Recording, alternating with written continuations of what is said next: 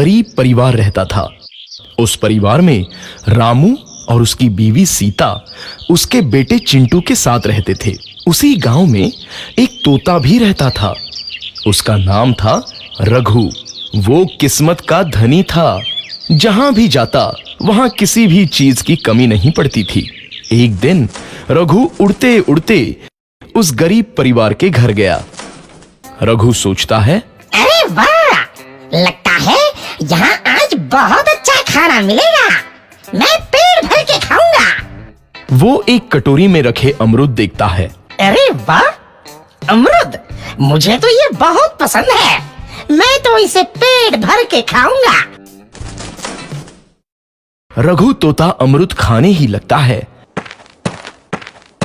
तभी सीता रघु को अमरूद खाते देखती है तो गुस्सा हो जाती है और उसे वहां से भगा देती है। भाग यहाँ से, न जाने कहां से आ जाते हैं। मैं तो परेशान हो गई हूं इनसे।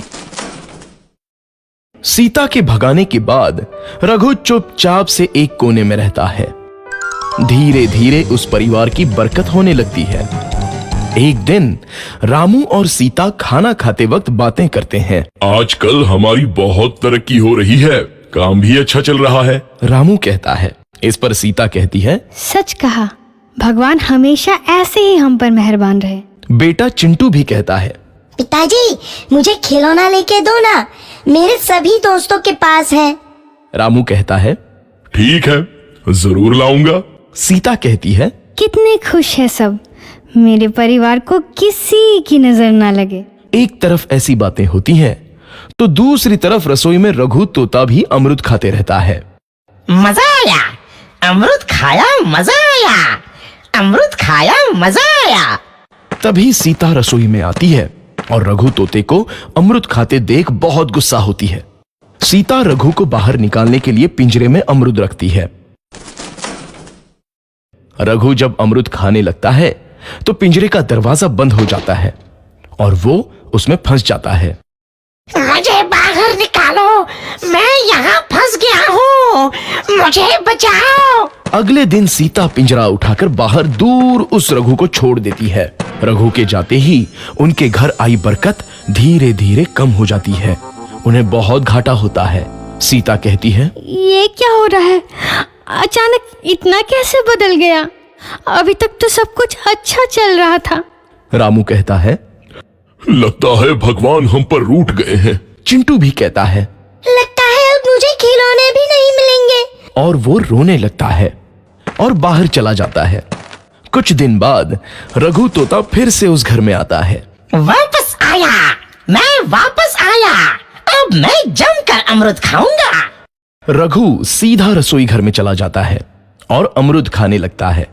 कुछ देर बाद सीता रसोई में आती है और रघु को देख कहती है, एक तो घर में पहले से इतनी दिक्कत चल रही है और ऊपर से ये तोता मुझे और परेशान कर रहा है।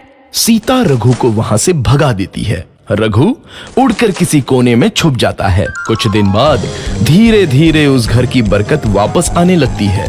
काम भी अच्छे से चलने लगता है।